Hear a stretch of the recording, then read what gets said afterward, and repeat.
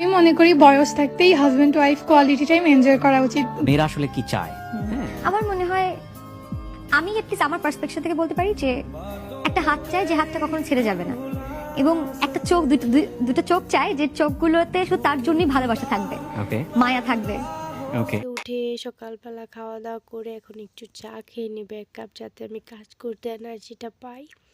তো এই যে এক কাপ চা মানে খুব এনজয় করব খাওয়ার সময়। খাওয়া দাওয়া হয়ে গেলে এখন এই যে দুধটা এখান থেকে বের করে নিয়েছিলাম, আজকে একজন দুধ দিয়ে গেল, তো আমি একসাথে অনেক দুধই আনিয়ে রাখি। তো আমাদের বাসায় কেউ দুধ খায় না, শুধু আমি খাই প্রতিদিন এক পোয়া করে জ্বালিয়ে।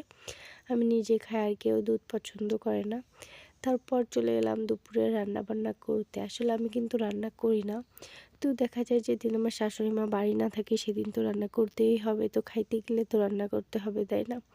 আর আমি মোটামুটি সব রান্না পারি, তো রান্না আমাকে করতে দেয় না, এই কারণে আমি করি না, এই আর কি। তো এই যে শাকগুলো এখন খুব সুন্দর মতো মানে বেছে নিব। এখানে ছিল লাল শাক, আর ছিল হচ্ছে কী শাক জানি এটা বলে, নাম মনে নেই। তো ওই দুই শাকগুলো বেছে নিলাম, এখন শাকগুলো রেখে দিব, শুধু লাল শাকটা ভাজি করব।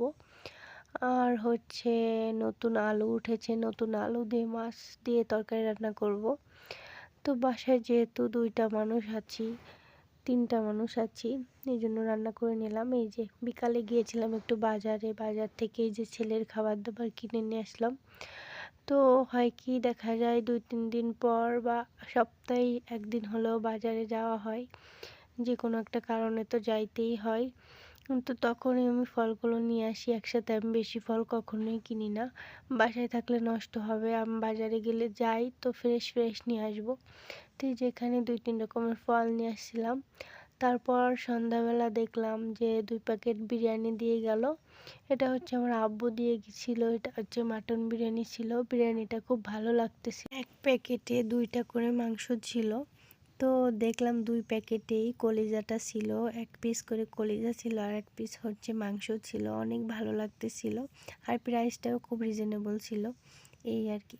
তো সন্ধ্যাবেলা অনেক কাপড় চোপড় জমা হয়েছিল, এগুলো খুব সুন্দর মতো ভাঁজ করে নিলাম। এগুলো হচ্ছে সকালবেলা আমি ধুয়ে রোদে দিয়েছিলাম, সব শুকাই গেছে। এখন সব কিছু খুব সুন্দর মতো গুছিয়ে নিব। এরপর সন্ধ্যাবেলার নাস্তাটা বানিয়ে নিব। তো ছেলের জন্য রান্না করতেছিলাম সুজি, আর আমাদের জন্য একটু পিঠা বানাই নিব। তো আমি কিন্তু সব কাজই মোটামুটি আলহামদুলিল্লাহ পারি এবং শিখতেছি। এই যে দেখেন পিঠাগুলো বানিয়ে নিলাম, কতটা ফুলকো হয়েছে দেখেন, তো দেখেই মন চাচ্ছে না একটু খেয়ে নিই। তো বাজার থেকে গুড় কিনে নিয়ে এসেছিলাম, তো সন্ধ্যাবেলা ভাবলাম একটু পিঠা বানিয়ে ফেলি। প্রতিদিন তো একটা না একটা আমি সন্ধ্যাবেলা নাস্তা বানাই কিছু না কিছু, তো ভাবলাম পিঠা বানিয়ে ফেলি। দেখেন ভিতরটা কতটা সুন্দর হয়েছে। তো আমার ভিডিওটা আপনারা কি কোথা থেকে দেখছেন সেটা একটু জানিয়ে দিবেন, আর কেমন লাগলো সেটাও কমেন্টস করে জানাবেন। তো সবাই ভালো থাকবেন, আমাদের জন্য দোয়া করবেন। আল্লাহ হাফেজ।